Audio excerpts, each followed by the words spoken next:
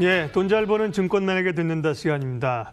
어제인가요? 그제 이제 과속 방지턱 얘기도 했는데 오늘도 제목이 굉장히 마음에 드는데요. 변동성 장세, 종목 차별화 어떻게 대응할 것인가. 오늘 NH투자증권 목동지점 이현준 과장님과 함께 고민하도록 하겠습니다. 어서 오십시오. 안녕하세요. 네, 자 키워드로 시장을 읽고 있는데요. 첫 번째 키워드부터 보고 얘기를 하겠습니다. 오늘 첫 번째 키워드는요. 우리 시장하고 직접적인 관련은 없을 수도 있다고 보이는데 넷플릭스가 주가 급등했고요. 실적이 좋아지고 사실 넷플릭스가 예전에 한참 잘 나가다가 조금 주춤한 경향이 있었던 것 같은데 다시 뭐 좀 구독 경제 이런 게 좀 바람이 부는 겁니까? 우리가 얻을 수 있는 시사점은 어떤 건가요? 일단 뭐 우리 시간으로 오늘 새벽에 네. 이제 넷플릭스 실적이 발표가 됐는데 네. 일단 뭐 저희가 일단 수치로 말씀을 드리면 이제 순가입자 수가 이제 850만 명이 증가를 했습니다. 그러니까 이게 한 개 분기에 850만 명이 증가를 한 거니까 뭐 이게 연으로 치면 단순하게 뭐 계산해서 뭐 900만 곱하기 4 하면은 뭐 3,600만이 되는 겁니다.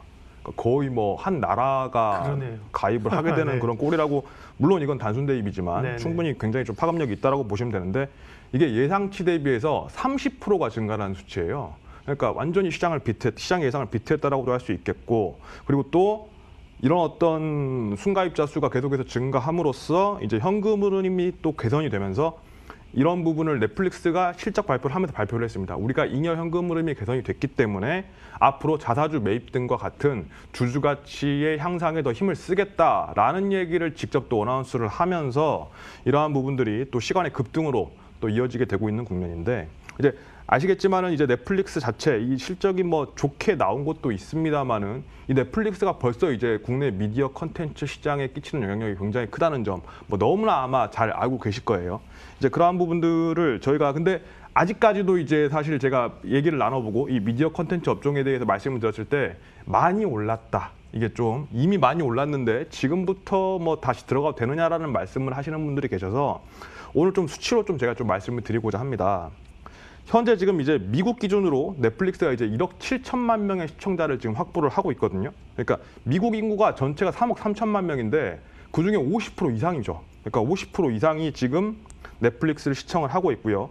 이 북미에서, 그러니까 캐나다하고 미국 포함한 북미에서 나오는 넷플릭스의 수익이 우리 돈으로 8조입니다.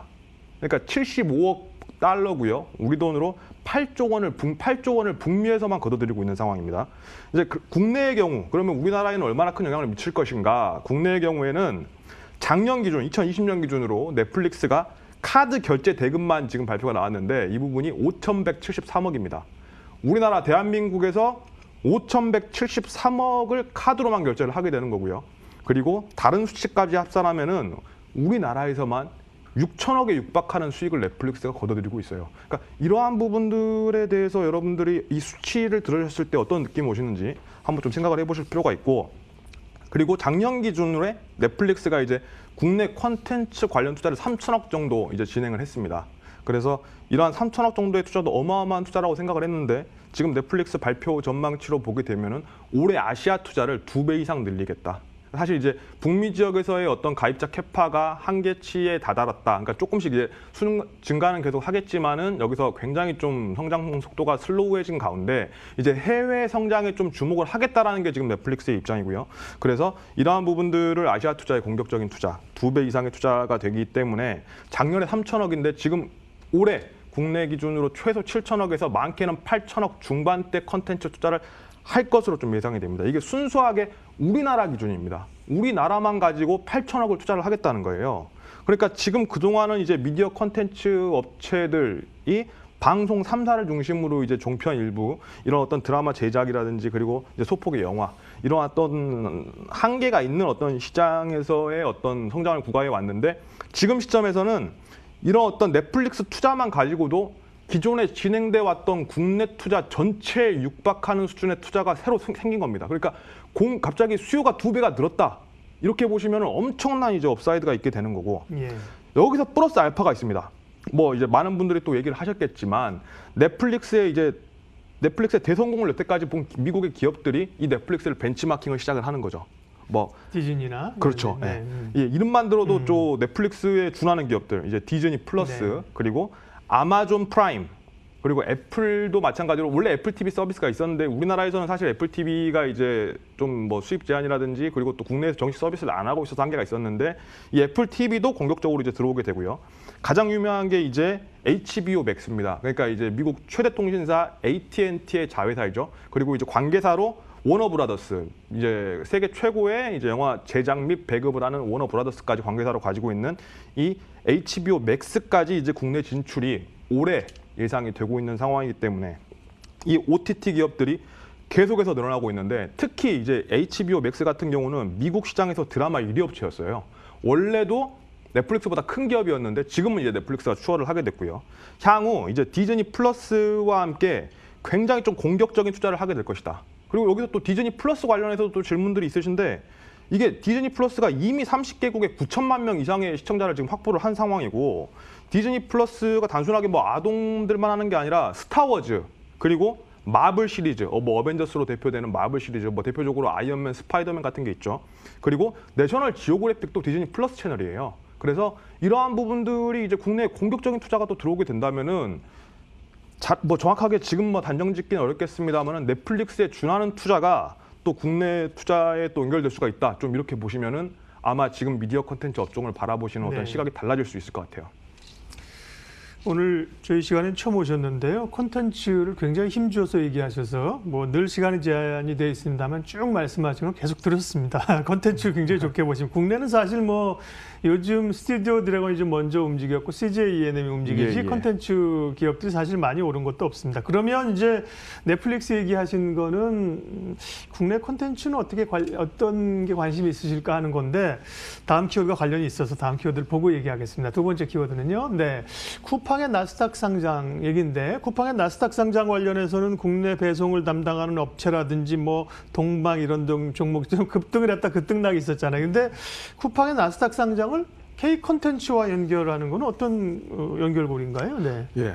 뭐 아시다시피 네. 이것도 뭐 정식 발표가 나왔습니다만 쿠팡도 이제 OTT에 진출을 하게 된다. 네. 그러면서 당장 이제 지난주에 쇼박스와 이제 기업을 거래를 하게 됐거든요. 네, 그러니까 네. 이제 쇼박스가 가지고 있는 기존의 IP, 그러니까 쇼박스가 가지고 있는 그런 어떤 뭐 영화라든지 네. 그리고 이제 드라마들의 상품들, 그러니까 배급사였기 때문에 리우하고도 손잡았다 그러고. 예, 그렇죠. 네, 네. 예, 그러한 부분들을 직접적으로 이제 서비스를 하게 되는 겁니다. 그러니까 쿠팡을 통해서 이제 기존의 이제 아마존 프라임처럼 쿠팡도 이제 쿠팡도 그 유료 가입자 쿠팡 플레이. 예, 쿠팡 플레이를 가입을 하게 되시면 이제 그 부분들에 대해서 굉장히 좀 저렴한 가격에 이제 서비스를 받을 수가 있는 건데 사실 이제 나스닥 상장과 뭐 연관이 있다라고 보기에는 그리고 또 이제 그 부분이 뭐 운송주와 사실 뭐 쿠팡이 직접적으로 미국에 서비스를 하거나 이게 사실 지금까지는 사실 해외 서비스 같은 경우는 굉장히 좀 제한적일 수밖에 없기 때문에 이 부분에 좀 주목을 하시기보다는 앞으로 쿠팡이 나스닥 상장과 같은 추가적인 어떤 자금 모집 그리고 이제 이 부분을 향후에 쿠팡이 기존에 지금 이제 국내 배송 서비스는 이미 지금 독보적인 일이고 추가적인 투자보다는 여기서부터는 새로운 먹거리를 찾아서 쿠팡에 투자를 하게 될 건데 이 부분이 바로 이런 어떤 컨텐츠 중심 컨텐츠 그리고 앞으로 OTT 기업들의 성장에 대해서 쿠팡이 따라가는 그런 그림을 좀 가져갈 것이다. 좀 이렇게 보실 수가 있고요. 지금 현재 이제 어떤 쿠팡의 나스닥 성장과 더불어서 전체적인 이런 어떤 콘텐츠주들과도 더불어서 지금 단순하게 이제 수익이 올라가는 것뿐만이 아니라 멀티플 리레이팅이 동시에 진행이 되고 있어요. 뭐 앵커님 잘 아시겠지만 이 멀티플 리레이팅이 주식시장에서 굉장히 무서운 거거든요. 가치 평가를 새로 한다는 거잖아요. 그렇습니다. 그러니까 이 부분이 단순하게 생각하시면은 기존에 100억 이익을 하던 업체인데 그러면은 저희가 이제 타겟 PER을 20배를 주면은 목표 시가총액이 뭐 2천억이 되지 않겠습니까? 네. 2천억인데 이게 뭐 타겟 PER을 40배를 주게 된다. 그럼 목표 시가총액이 4천억. 그러면 목표 주가가 2배 이상으로 뛰는 겁니다. 그런데 실적도 성장을 하고 있다. 이렇게 보시면은 실적 성장과 이 멀티플 리레이팅이 동시에 이루어진다고 봤을 때 이 목표 주가 상승률이 얼마나 올라갈지 단순하게 앞으로 목표 주가가 기존에 뭐 여기서부터 뭐 더블이라고 치면은 4배, 6배 이렇게 올라갈 수가 있는 거예요.